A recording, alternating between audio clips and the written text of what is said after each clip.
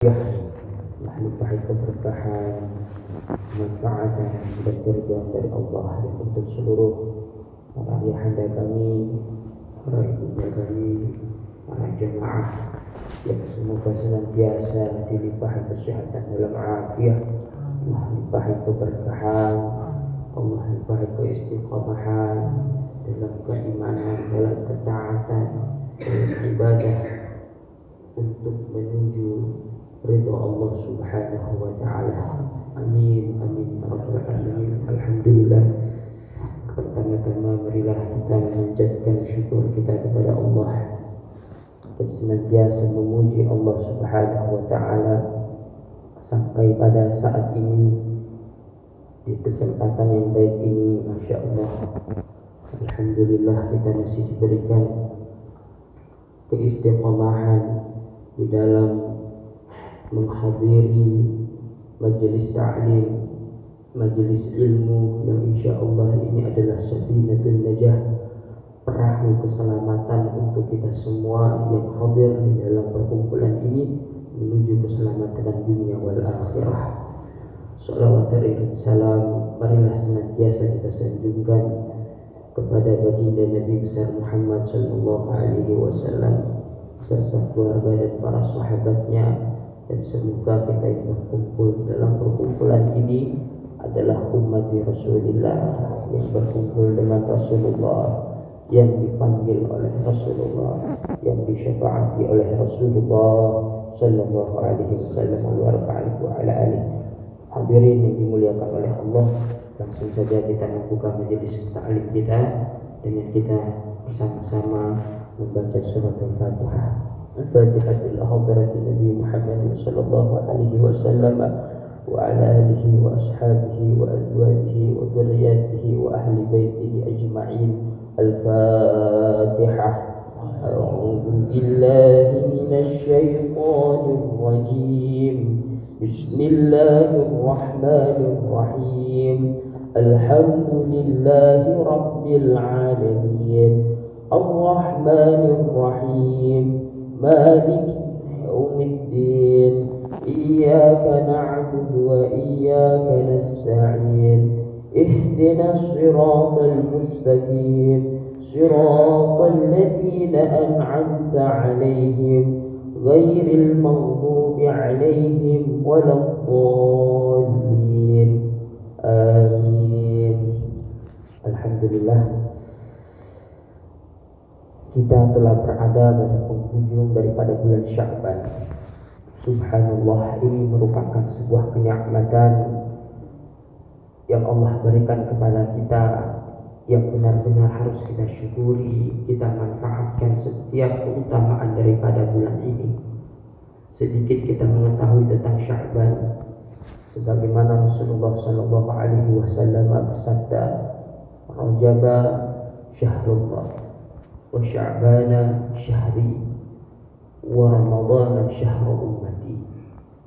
Jika Rajab itu adalah bulan Allah dan Sya'ban itu adalah bulan Rasulullah sallallahu alaihi wasallam dan Ramadan adalah bulan umat Sayyidina Muhammad sallallahu alaihi wasallam, maka di dalam bulan ini terdapat kemuliaan dari perintah-perintah Allah, apa yang Allah turunkan di dalam kemuliaan bulan ini kepada umat Rasulullah sallallahu alaihi wasallam. Di antaranya apa? Allah menurunkan sebuah firman-Nya yang berbunyi, "Innallaha wa malaikatahu yusalluna 'alan nabi ya ayyuhalladzina amanu sallu 'alaihi wa sallimu taslima." Kita diperintahkan oleh Allah untuk bersolawat. Bahkan para malaikat pun juga bersolawat. Allah pun juga bersolawat kepada Rasulullah sallallahu alaihi wasallam. Jika Allah menyuruh kita sholat, Allah tidak sholat. Allah menyuruh kita untuk berzakat, Allah tidak zakat. Tapi Allah memerintahkan kita untuk bersolawat.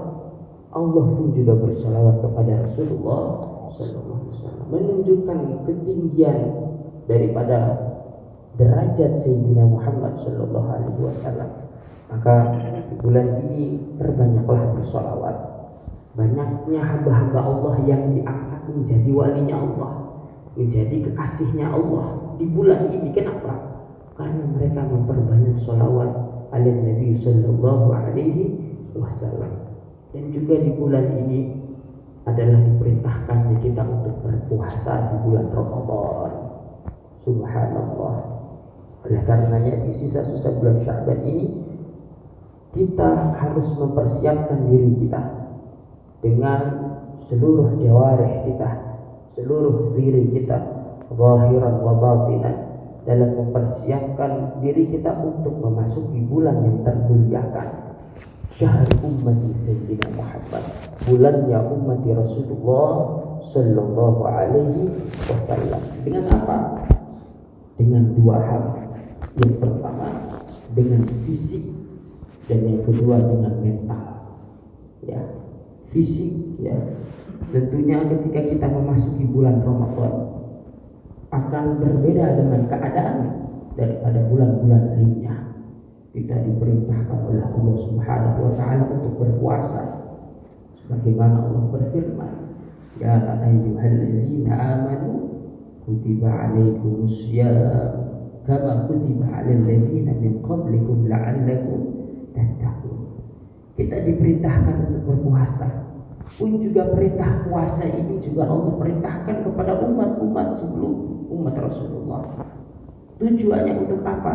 Agar kita menjadi hamba-hamba yang bertakwa kepada Allah Subhanahu wa ta'ala. Dan terbukti memang orang yang berpuasa ya, semakin mereka berpuasa,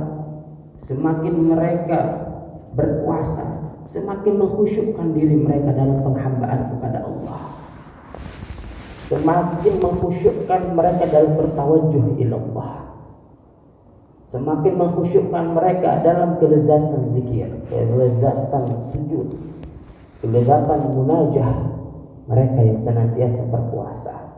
Maka inilah daripada riyadhah, daripada amalan yang dilakukan oleh para nabi Allah, para salihin, para kekasih-kekasih Allah, pun juga kepada Rasulullah Sallallahu Alaihi Wasallam. Sampai dikatakan bahwasanya dari Aisyah radhiyallahu anha bahwasanya Nabi Sallallahu Alaihi Wasallam beliau di dalam bulan Sya'ban ini memperbanyak puasa sunnah beliau, sebagaimana yang diriwayatkan oleh Imam Bukhari dan Al-Imam Muslim. Fama ra'aitu Rasulullah sallallahu alaihi wasallam istikmala siyama syahrin illa Ramadan wa ma ra'aituhu aktsara siyaman minhu fi Sya'ban. Ya. Aku tidak pernah melihat Rasulullah sallallahu alaihi wasallam berpuasa sebulan penuh terkecuali di bulan Ramadan. Dan aku tidak pernah melihat Rasulullah sallallahu alaihi wasallam memperbanyak puasa. Maksudnya memperbanyak puasa sunnahnya terkecuali itu di dalam bulan Sya'ban. Sampai dikatakan dalam riwayat yang lain, Rasulullah itu di dalam bulan Sya'ban 1 bulan penuh beliau sallallahu alaihi wasallam apa? Memperbanyak puasa beliau. Subhanallah. Teladan yang indah, ya. Teladan yang luhur yang diberikan contoh untuk diikuti oleh umat Rasulullah Sallallahu Alaihi Wasallam. Manfaat daripada puasa Sya'ban itu apa? Tentunya ada dua hal. Yang pertama untuk melatih diri seseorang, ya, sebelum dia memasuki bulan Ramadan, agar dia tidak kaget dengan perintah Allah ini, karena perintah Allah ini hanya terdapat di dalam bulan Ramadan. Ya, yaitu tidak boleh makan, tidak boleh minum, dan menjauhi hal-hal yang dilarang daripada hal-hal yang membuat puasanya batal. Ya. Maka Rasulullah SAW memberikan teladan kepada kita dengan berpuasa di bulan Sya'ban, ya, untuk melatih diri kita. Ketika kita telah terlatih dengan kebiasaan daripada puasa ini, maka insya Allah ketika kita memasuki bulan Ramadan menjalankan ibadah puasa dengan latihan yang telah kita lakukan, menjadikan kita tidak berat ketika menjalankan perintah Allah Subhanahu wa ta'ala. Ya. Maka ini daripada manfaat mengikuti sunnah Rasulullah Sallallahu Alaihi Wasallam. Ya. Dan yang kedua apa? Rasulullah Sallallahu Alaihi Wasallam itu bersabda bahwasanya pada bulan Sya'ban seluruh daripada amalan setiap hamba-hamba Allah, orang-orang yang beriman itu diangkat oleh Allah ke atas langit. Maka beliau Sallallahu Alaihi Wasallam menginginkan ketika amalan beliau diangkat, beliau berada dalam keadaan sedang berpuasa. Subhanallah. Ya, maka puasa ini adalah salah satu amalan yang dicintai oleh para sholihin, para nabi dan para rasul. Ya, dan menjadi salah satu perintah Allah yang diwajibkan kepada mereka kaum muslimin yang mukallaf. Ya, karena memiliki manfaat. Setiap perintah Allah pasti memiliki manfaat yang besar, pasti memiliki hikmah yang besar, zahiran wa batinan. Ya, daripada manfaat berpuasa apa? Menahan syahwat, menahan hawa nafsu daripada keinginan-keinginan yang berada di dalam perut kita. Ya, sebagaimana dikatakan dalam hadis Rasulullah Sallallahu Alaihi Wasallam, ma labnu adama wi'asharan min batni hasbu bni adama luqaymat yukinnu sulbuhu fa in kana la budda fa'ilan fa thuluthun li ta'amihi wa thuluthun li syarabihi wa thuluthun li nafsihi.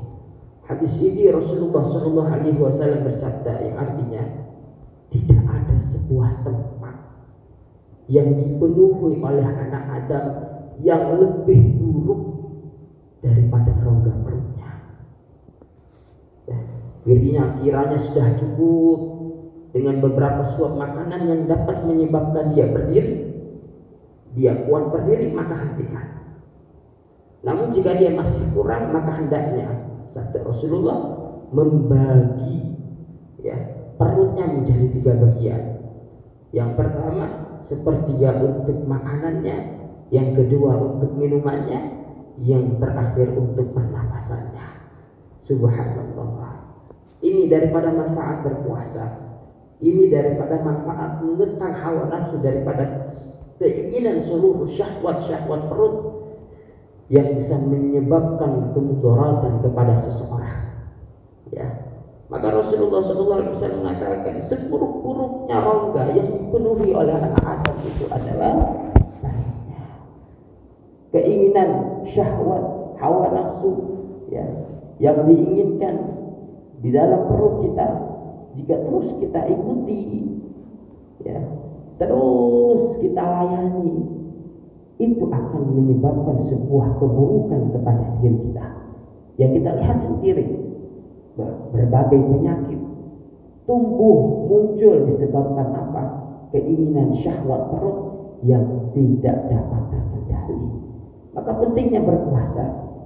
Dengan orang yang berpuasa mengendalikan dirinya daripada apa? Daripada syahwat perutnya, keinginan apa yang terus diinginkan oleh perutnya. Ya, syahwat atau hawa nafsu itu bahasa seperti seorang anak kecil, ya, yang dimana terus menginginkan itu tanpa ada habis-habisnya sebuah keinginannya. Maka syahwat itu tidak bisa, ya, hawa nafsu itu tidak bisa dihilangkan dalam diri seseorang. Ya, maka kalau ada orang yang bertanya bagaimana cara menghilangkan syahwat, ya, syahwat, hawa nafsu tentu tidak bisa dihilangkan dalam diri seseorang, namun akan terasa hilang dengan apa? Dengan membimbing daripada seluruh hawa nafsu yang ada dalam diri kita. Ya, membimbingnya salah satunya dengan apa? Dengan berpuasa. Ya, maka Rasulullah Sallallahu Alaihi Wasallam menyarankan kepada kita untuk apa? Untuk tidak selalu mengikuti daripada keinginan syahwat perut kita. Ya, dan salah satu jalannya kenapa? Untuk agar kita semakin terbimbing dalam keridhaan Allah Subhanahu wa Ta'ala. para ahli dunia, orang yang cinta dunia, orang yang hubbu dunia, yang jatuh dalam kehinaan dunia. Disebabkan apa semua itu? Disebabkan karena mereka senantiasa menginginkan apa? Menginginkan apa yang diinginkan oleh syahwatnya, apa yang diinginkan oleh nafsunya. Mereka tidak mengekang hawa nafsu mereka, sehingga apa? Mereka menjadi orang-orang ahli dunia, orang yang terlaknat, ya, sebagaimana Qarun, ya, mempunyai harta yang banyak, ya, mempunyai hawa nafsu yang begitu banyak, menginginkan itu, menginginkan ini, semuanya dia miliki, tanpa terus dia habis untuk menginginkan, terus dia menginginkan itu, menginginkan ini, hawa nafsu, ya, sebuah syahwat, ya, yang disebabkan apa? Jauhnya dari tuntunan Rasulnya, jauhnya dari tuntunan Allah Subhanahu wa Ta'ala. Dan juga dikatakan dalam riwayat yang lain, Rasulullah Sallallahu Alaihi Wasallam bersabda, "Al-bisus sufa wa syamiru wa qulu fi absar fil butun tadkhulu fi malakutis sama." Pentingnya kita itu mengangkat hawa nafsu kita. Pentingnya kita itu menjaga syahwat kita. Agar apa? Agar kita tidak menjadi orang yang celaka. Karena orang yang celaka itu mereka yang selalu menuruti hawa nafsunya. Ya. Maka dikatakan bahwasanya Rasulullah bersabda, hendaknya kalian memakai pakaian yang sederhana, ya, bersungguh-sungguh dalam beribadah, ya. Dengan apa? Dengan engkau mendapatkan kekhusyuan, dengan cara engkau banyak berpuasa, ya. Dengan cara engkau banyak mengekang hawa nafsu, segala keinginan yang ada di rongga perutmu. Agar apa? Agar engkau mengetahui rahasia-rahasia alam malakut, ya. Jadi kita ingin mengetahui rahasia alam malakut, ya. Di antara salah satu riyadhahnya itu apa? Berpuasa, mengekang hawa nafsu. Dan juga dikatakan di dalam riwayat yang lain bahwasanya Nabi Isa alaihi salatu wassalam itu senantiasa berwasiat kepada kaumnya, pada kaum Hawariyin, ya, agar senantiasa menjalani kehidupan yang sederhana, jangan sampai berlebih-lebihan, ya, dan senantiasa apa? Berpuasa, mengekang hawa nafsumu dengan berpuasa, ya. Sampai Sayyidina Umar bin Khattab berkata, janganlah kalian mengenyangkan perutmu selama hidup kalian di dunia. Kenapa? Karena bisa mempercepat kematianmu. Subhanallah. Dari kalam Sayyidina Umar ini, kematian bukan berarti mati, ya, jasad dan ruhnya itu terpisah. Tidak. Tapi yang dimaksud apa? Qalbumu mati, hatimu mati, ya. Maka seseorang ketika hatinya sudah mati, tidak ada keimanan di dalam dirinya, ya. Ketika hati seseorang telah mati, maka dia dikatakan sebagai tafarradallahu wa la tu'addu haqqahu, ya. Yang apa? Yang orang beriman kepada Allah, mengaku menghamba kepada Allah, ya, mengucapkan syahadat kepada Allah, namun tidak menjalankan hak-haknya Allah Subhanahu wa Ta'ala. Apa itu haknya Allah? Perintahnya Allah. Lalu juga dikatakan dalam kitab Durratun Nashih, ibta'atum lahu hubba Rasulillah sallallahu alaihi wasallam. Orang yang hatinya mati itu mengaku beriman kepada Rasulullah, mengaku cinta sama Nabi, namun dia melalaikan sunnah-sunnah Rasulullah sallallahu alaihi wasallam. Lalu yang terakhir, qultum innal mauta haqqun wa lam tu'addu lahu. Orang yang hatinya mati ketika melihat sebuah kematian yang dia dengar ataupun yang dia lihat, tidak menjadikan sebuah hikmah pelajaran untuknya untuk mempersiapkan dirinya untuk menjumpai kematiannya. Itu daripada tanda-tanda orang yang hatinya mati, dan tentunya masih banyak lagi, ya. Mempercepat kematianmu, ya. Mati hatinya, ataupun juga mati jasadnya. Ya. Sebagaimana kita lihat orang yang senantiasa menuruti syahwatnya, ya, semakin memperdekat dirinya dengan penyakit, yang dimana segala penyakit itu menyebabkan dia untuk mempercepat dirinya menjumpai kematiannya. Ya. Sampai Luqman Ibnu Hakim berkata kepada putranya tentang manfaat daripada puasa, wahai anakku, senantiasalah engkau berpuasa, senantiasalah engkau mengosongkan perutmu.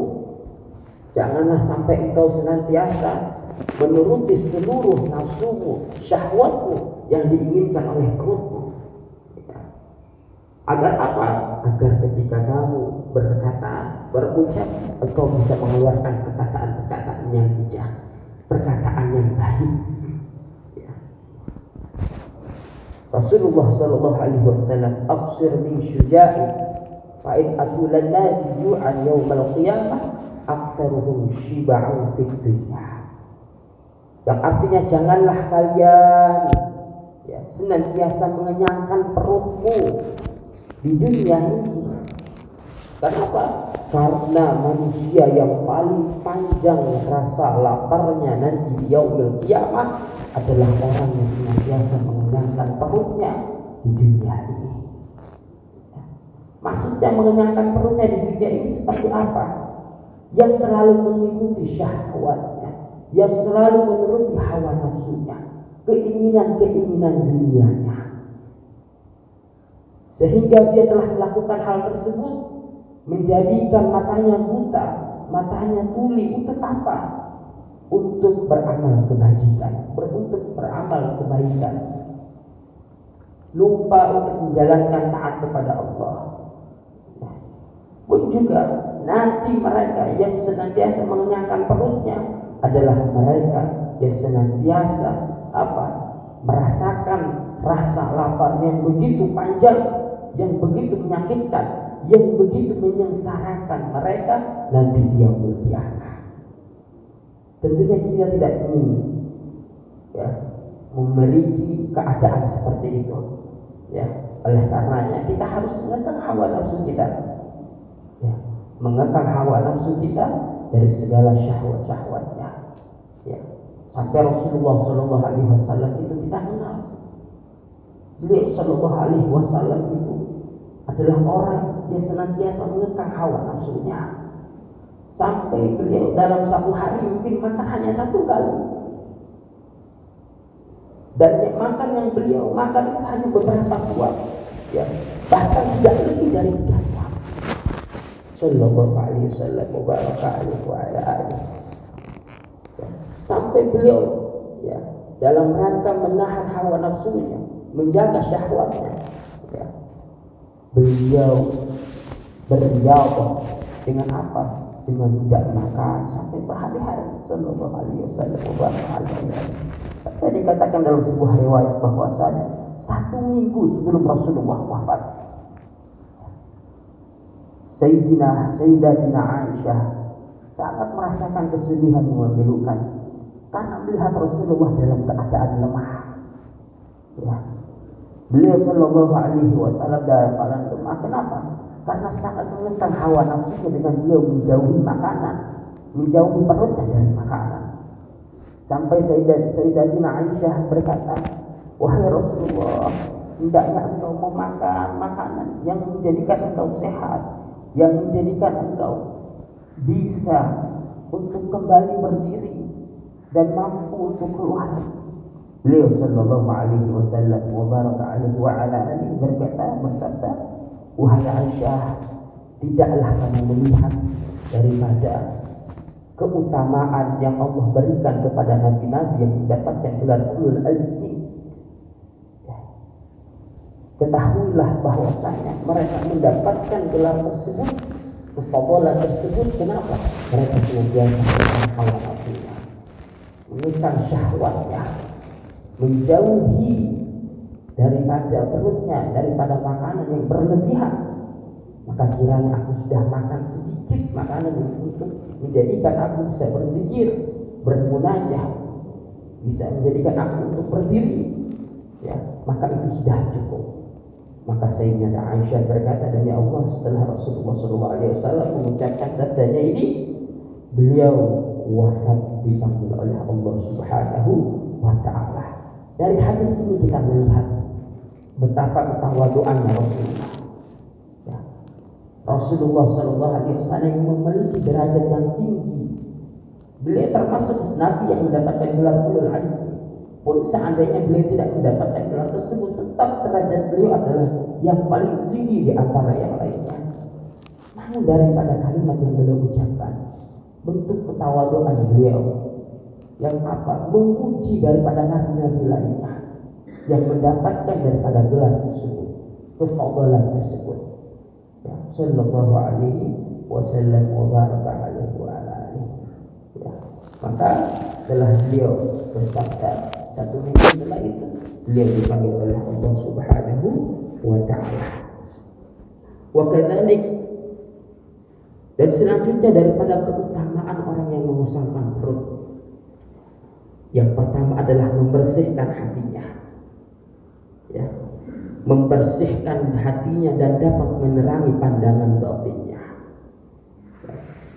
Maka para sholihin, para wali-wali Allah, ya, pada orang-orang yang sering berriyadhah dengan mengekang hawa nafsunya, ya, menjauhi perutnya dari makanan yang berlebihan, maka setiap apa yang mereka pandang pasti itu pas, pasti itu tepat dengan sasarannya. Begitupun juga dengan pandangan batin mereka, begitu tajam. Segala sesuatu yang belum diungkapkan oleh orang yang ada di depannya, dia sudah merasakan, sudah mengetahui, ya, mempunyai rasa iba, mempunyai perasaan yang begitu kuat. Ya, ini kenapa? Karena daripada riyadhah mereka, tirakat mereka, menjauhi daripada perut mereka daripada makanan atau makan makanan yang berlebihan. Mereka menjauhi daripada semua itu. Sampai Ibnu Abbas berkata, barang siapa, ya, yang senantiasa mengenyangkan perutnya dan banyak tidur, maka akan menjadikan hatinya keras. Ya. Jadi orang yang banyak makan, ya, maka bawaannya itu akan sering ngantuan. Nah, kalau sudah ngantuan, bawaannya terus pengen tidur. Nah, itu adalah asbab daripada orang yang menjadikan hatinya keras. Nah, maka orang yang banyak tidur itu hatinya keras. Kalau orang sudah keras, ya, akan sulit untuk diberikan nasihat, akan sulit untuk menerima nasihat. Ya. Maka para ulama, ya, para sholihin, bahkan para nabi itu menjauhi dirinya daripada tidur, menjauhi dirinya pada kekenyangan. Ya. Agar apa? Agar senantiasa hati mereka menjadi hati yang lembut. Ketika orang sudah hatinya lembut, maka segala kebaikan diterima olehnya. Sekalipun kebaikan itu yang berupa nasihat keluar dari mulut seorang pendosa, keluar dari mulut seorang pemabuk, keluar dari mulut seorang yang maksiat, ya, yang menasihati dirinya, ya, tetap dia terima, tidak menjadikan dirinya menjadikan dirinya orang yang tinggi, merasa bahwa dia bukan orang yang maksiat. Kenapa kamu yang bermaksiat memberikan nasihat kepada saya? Lah, tidak, menerima. Ya, sampai dikatakan Al-Habib Umar bin Muhammad bin Salim bin Hafidh, ya, terimalah setiap nasihat dari siapapun nasihat tersebut. Apabila nasihat itu adalah berupa kebaikan, terimalah, ambillah. Jika engkau mampu untuk melakukannya dan bermanfaat untuk dirimu, maka lakukanlah. Dari siapapun nasihat tersebut, entah itu dari anak kecil atau dari yang lainnya, ya, maka segala kebaikan yang ada di dunia ini dari siapapun, maka kita harus dapat menerimanya, ya, menerima daripada zahiran wa batinan. Ya, maka itu yang dikatakan Sayyidina Ibnu Abbas. mengkeraskan hati seseorang jika dia banyak makan, banyak tidur. Ya. Wasani dan Imam Ash-Shibli berkata, tidak sehari pun aku mengosongkan perutku, maksudnya berpuasa dari makanan, karena Allah melainkan aku melihat satu pintu kebijakan, satu pintu kebaikan yang belum pernah aku melihatnya dalam mataku. Subhanallah. Ya. Mereka yang mendapatkan kefadalan, keberkahan, kebaikan adalah apa? Mereka yang senantiasa mengangkat syahwat perutnya. Ya. Wasani dan yang kedua, daripada keutamaan orang yang senantiasa mengosongkan perutnya, menjauhi perutnya dari makanan, dari rasa kekenyangan, ya, dengan mereka berpuasa, menjadikan mereka sebagai orang yang senantiasa ketika beribadah khusyuk. Ya, khusyuk ketika mereka melaksanakan ibadah, mereka sholat, mereka membaca Quran, mereka zikir dalam keadaan perutnya kosong, dalam keadaan berpuasa, maka mereka akan mendapatkan sebuah kekhusyuan.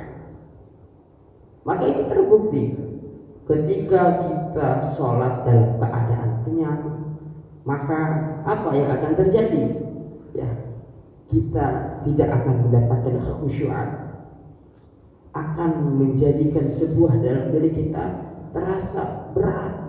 Kenapa? Karena perut kita, ya, yang telah diisi oleh makanan sehingga menimbulkan apa? Sesuatu yang berat darinya, dan itu bisa menjadikan kita tidak khusyuk.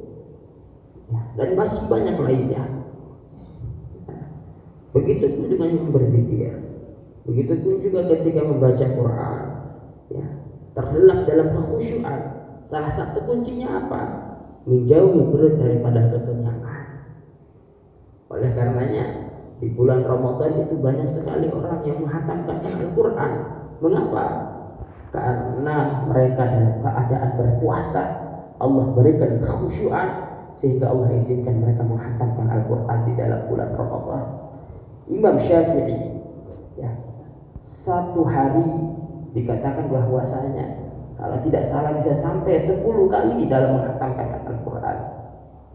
Ya, beliau terkenal dengan tirakatnya, beliau terkenal dengan riyadhahnya, menjauhi daripada rasa kekenyangan, senantiasa berpuasa sehingga mendapatkan kekhusyuan. Yang kedua, mereka mendapatkan sifat sabar. Ketika seseorang menjauhi daripada perutnya, dari kekenyangan, daripada syahwat, dengan berpuasa, apa? Menjadikan dia sebagai orang yang sabar.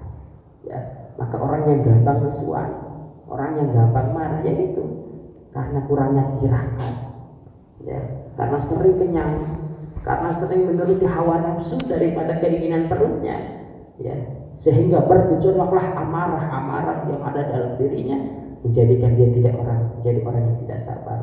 Dan sebaliknya, bagi mereka yang mengosongkan perutnya, bisa menahan diri mereka dari segala sesuatu yang buruk, sesuatu yang tidak pantas, sesuatu yang tidak harus dilakukan, ya. Ketika ada yang menjadikan mereka jengkel, menjadikan mereka memancing amarah mereka, ya, mereka dengan keadaan berpuasa diberikan kekuatan untuk apa? Menahan diri mereka daripada sifat amarah dan mereka bersabar. Ya. Dan yang ketiga adalah menghilangkan daripada sifat sombong. Rasulullah sallallahu alaihi wasallam bersabda, "La bal aju' yaumah wa ashba' yauman fa idza ju'ta sabartu wa tadartu wa idza syabitu syakartu." Ya, aku tidak mau menjadi orang yang senantiasa mengenyangkan perutku, dan aku ingin menjadi orang yang senantiasa apa? Yang senantiasa, ya, lapar, yang senantiasa tidak berlebihan dalam ketika makan, ya. Dan jika perutku lapar, maka aku akan dapat bersabar dan merendahkan hatiku. Nah, salah satu kefadalan daripada orang yang senantiasa mengekang hawa nafsunya berpuasa, ya. Dan yang ketiga dan yang keempat adalah apa? Ya, dapat mengendalikan hawa nafsu dari berbagai maksiat dan nafsu amarah. Subhanallah. Ya. Ya. Jika orang yang berpuasa menjadikan mereka malas untuk melakukan kemaksiatan, malas untuk melakukan keburukan, ya. Dan ini salah satu keutamaan mereka yang berpuasa, ya. Menjadikan mereka dapat mengendalikan hawa nafsu mereka, ya. Jernih mata hati mereka, terbuka pikiran mereka, bisa melihat mana yang hak dan mana yang batil. Nah, itu daripada keutamaan orang yang berpuasa. Maka inilah daripada rangkuman daripada keutamaan orang yang berpuasa. Dan yang kedua adalah mental. Senantiasalah ketika akan datangnya bulan Ramadan, kita mengarahkan diri kita untuk apa? Berbahagia menyambut bulan Ramadan. Mengapa? Ya, karena orang yang berbahagia ketika menyambut bulan Ramadan, ya, kata Rasulullah Shallallahu Alaihi Wasallam, ya, man fariha bidukhuli Ramadan harramallahu jasadah 'alan niran. Siapa yang bergembira dengan masuknya bulan Ramadan, Allah akan mengharamkan jasadnya dari api neraka. Subhanallah. Hanya bergembira dengan kedatangan bulan Ramadan, kita sudah mendapatkan keberkahan. Ya, maka hendaknya kita mengarahkan diri kita dalam kebahagiaan, dalam kegembiraan menyambut bulan Ramadan. Ya, ketika kita sudah bergembira, sudah bahagia dalam kedatangan bulan tersebut, maka akan tumbuh cinta di dalam diri kita. Ya, ketika cinta itu sudah tumbuh, maka segala sesuatu akan mudah.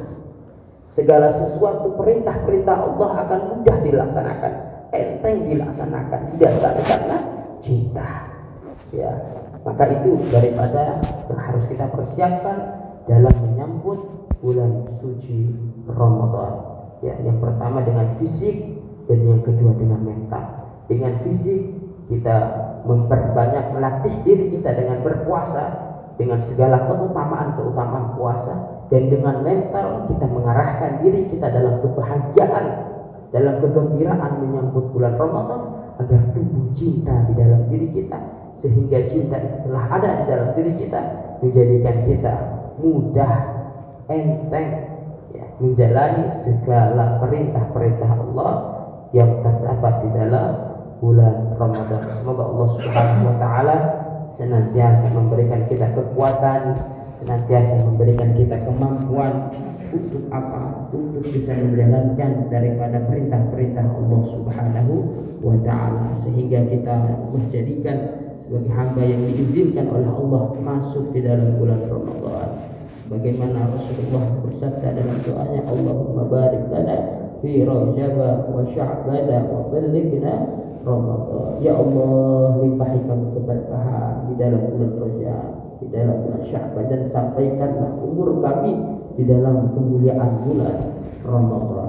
Ramadan adalah bulan yang mulia, bulan yang sangat dinanti, bulan yang sangat dicintai oleh Allah Subhanahu wa taala, yang terkhususkan seluruh keberkahannya ditujukan kepada umat Rasulullah sallallahu alaihi wasallam. Bulan Ramadan sudah ada sebelum umatnya Nabi, namun kefadalan, keutamaan, keberkahannya yang begitu besar, ya, dipeluskan oleh Allah, ditambah oleh Allah, ya, di saat apa? Di saat Rasulullah sallallahu alaihi wasallam diturunkan dan khusus untuk umat Sayyidina Muhammad sallallahu alaihi wasallam. Maka banyak keberkahan nanti di dalam bulan Ramadan.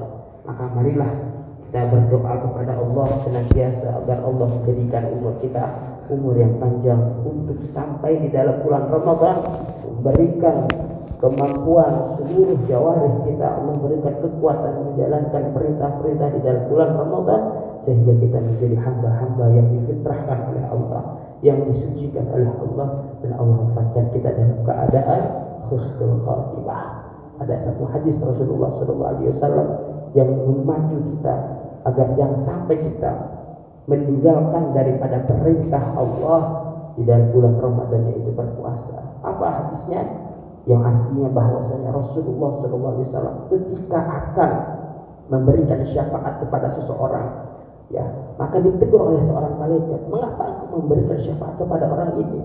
Ya, dulu ketika di bulan Ramadan dia tidak menjalankan perintah Allah, tidak berpuasa, tidak menjalankan kewajiban yang Allah berikan kepadanya, maka Rasulullah tidak mampu, tidak jadi memberikan syafaat tersebut kepada mereka yang tidak berpuasa di bulan Ramadan. Maka jangan sampai kita tidak menjalankan perintah Allah tersebut di dalam bulan Ramadan, dan semoga Allah memberikan kita kemampuan untuk menjalankan daripada perintah Allah tersebut. Mari kita mengakhiri majelis ta'lim kita dan kita bermunajah, kita berdoa kepada Allah. Allahumma shalli wa sallim ala sayyidina Muhammad wa ala ali sayyidina Muhammad. Alhamdulillahi rabbil alamin, hamdan syakirin, hamdan na'imin, hamdan yuwafi ni'amahu wa yukafi mazidah. Ya Rabbana lakal hamdu kama yanbaghi li jalali wajhikal karim wa li'azimi sultanik. Allahumma ya awwalal awwalin wa ya akhiral akhirin wa ya dzal quwwatil matin wa ya rahimal masakin wa ya arhamar rahimin. أجز لنا رحمة من عندك نسعد بها في الدنيا والآخرة، وتقضي لنا كل حاجة فيهما وللمسلمين، وتهب لنا بها ما وهبته للمحبوبين، وترزقنا بها كمال المعرفة والمحبة والهدى والتوفيق والتقى والعفاف والعافية والغنى والرضا واليقين، وتجمع لنا بها بين خيرة الدنيا وعن كمال السلامة من الفتن والمحن ومن كل شر وغفلة وكرب ضر وذنب وعجز وسحر وعين. اللهم إنا نسألك زيادة في الدين وبركة في العمر وصحة في الجسد وسعة في الرزق وتوبة قبل الموت وشهادة عند الموت ومغفرة بعد الموت وعفوا عند الحساب وأمانا من العذاب ونصيبا من الجنة. وارزقنا النظر إلى وجهك الكريم، وارزقنا النظر إلى وجهك الكريم، وارزقنا النظر إلى وجهك الكريم، واقض لنا الحاجات واحسن ختمنا عند الممات وأصلح عقبانا يا ربي، واجمعنا وأحبابا لنا في ذلك الفردوس يا رجوانا يا ربي، واجمعنا وأحبابا لنا في ذلك الفردوس يا رجوانا يا ربي، واجمعنا وأحبابا لنا في ذلك الفردوس يا رجوانا. اللهم بارك لنا في شعبان وبلغنا رمضان. رب اغفر لي ولوالدي وارحمهم كما ربونا صغارا. ربنا آتنا في الدنيا حسنة وفي الآخرة حسنة وقنا عذاب النار. صلى الله على سيدنا محمد وعلى آله وصحبه وسلم، وارزقنا كمال المتابعة له ظاهرا وباطنا في عافية والسلامة برحمتك يا أرحم الراحمين يا أرحم الراحمين يا أرحم الراحمين. والحمد لله رب العالمين. بسم الفاتحة. أعوذ بالله من الشيطان الرجيم. بسم الله الرحمن الرحيم. الحمد لله رب العالمين الرحمن الرحيم مالك يوم الدين. إياك نعبد وإياك نستعين اهدنا الصراط المستقيم صراط الذين أنعمت عليهم غير المغضوب عليهم ولا الضالين. Demikian yang bisa kami sampaikan. Kurang dan lebihnya kami mohon maaf. Assalamualaikum warahmatullahi wabarakatuh.